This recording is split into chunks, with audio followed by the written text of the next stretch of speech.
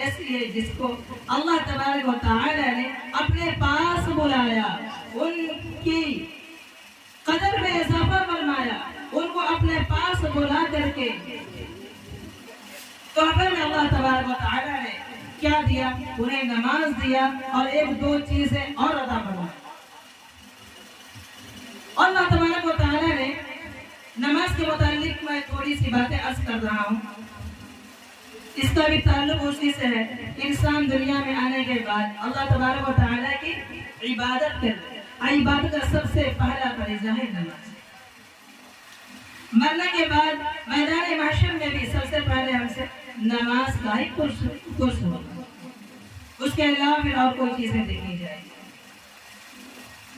اللہ تبارک و تعالی نے آپ صلی اللہ علیہ وسلم کو اپنے پاس بلایا اور بلانے کی ایک وجہ بھی تھی۔ بہرحال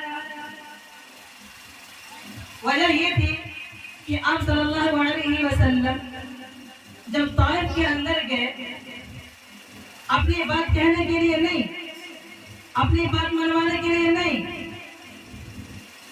اللہ تبارک و تعالی کی بات لوگوں کے سامنے بتلانے کے لیے گئے کہ اے لوگوں، میں اللہ کا نبی ہوں، میں اللہ کا رسول ہوں، اللہ نے مجھے دنیا کے اندر بھیجا ہے تاکہ میں لوگوں کی اصلاح کر سکوں، آپ کو جہنم کی آگ سے بچا سکوں، آپ کو دنیا داری سے نکال کر کے دینداری کی طرف لا سکوں، آپ کو جہنم سے نکلوا سکوں، جہنم میں جانے سے بچا سکوں اور جنت کا حقدار بنا سکوں۔ تو طائف والوں نے آپ صلی اللہ علیہ وسلم کو بہت برا بنا کر، بہت برا بنا، اور اس پر بس نہیں کیا۔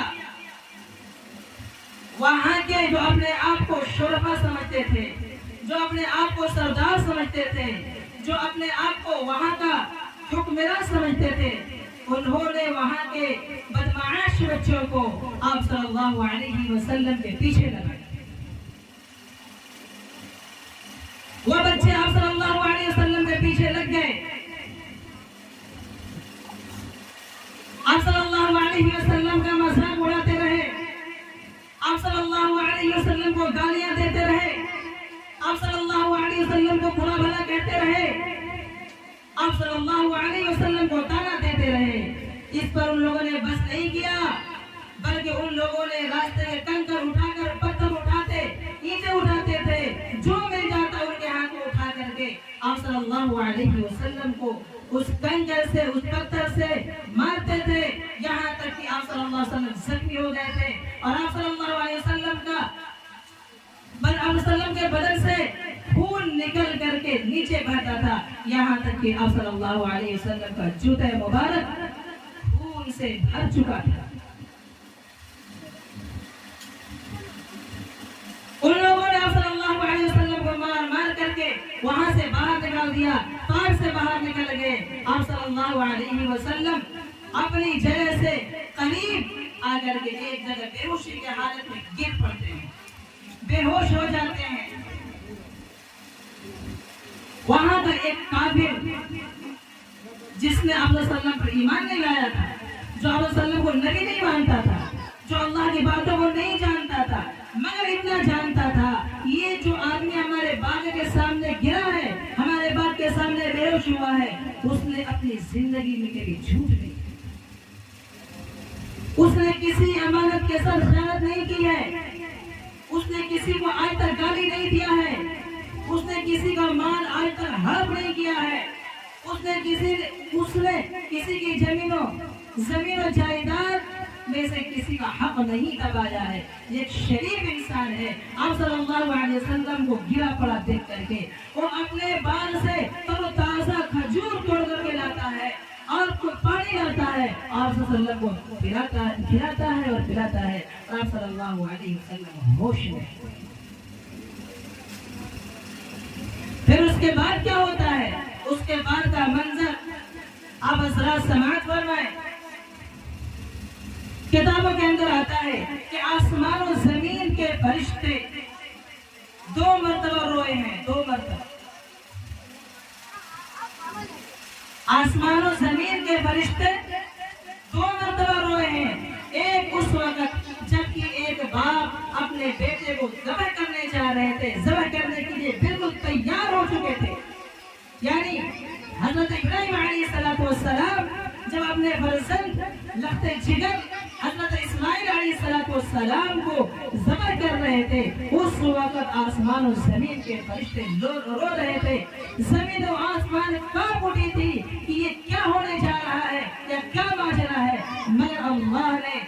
اس وقت بھی اس قربانی کو قبول فرمایا تھا. اس وقت جب آپ صلی اللہ علیہ وسلم کو طائف والوں نے پتھر سے مار کے نہان کر دیا تھا, اس وقت آسمان و زمین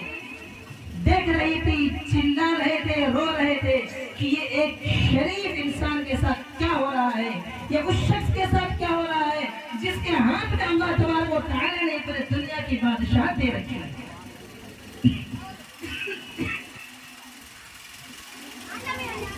جس کے ہاتھ میں پوری دنیا کی بادشاہت ہے, وہ چاہ رہے تھے اور چھٹکے بجانے بھر میں طائف والے سارے کے سارے ختم ہو جائیں. چنانچہ وہاں کے جو دونوں طرف پہاڑی ہے, پہاڑی کے بیچ میں طائف ہے, اس پہاڑ کے فرشتے جو اللہ تبارک و تعالی نے اس پہاڑ کو مقرر کیے تھے وہ آئے اور ادب و احترام کے ساتھ کہا, اے اللہ کے نبی, اگر آپ حکم دیں تو ہم ان طائف والوں کو پہاڑیوں سے دبا کر کے نچوڑ دیں, اس کو قیمہ بنا دیں, اس کو ختم کر دیں, سبے ہستی سے مٹا دیں. مگر قربان چاہیے آپ صلی اللہ علیہ وسلم پر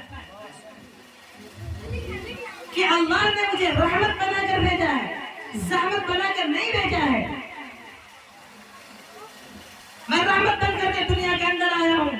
میں کسی کا برا نہیں کر سکتا ہوں, چاہے پورے دنیا مل کر کے ہمارے ساتھ برائی کرے,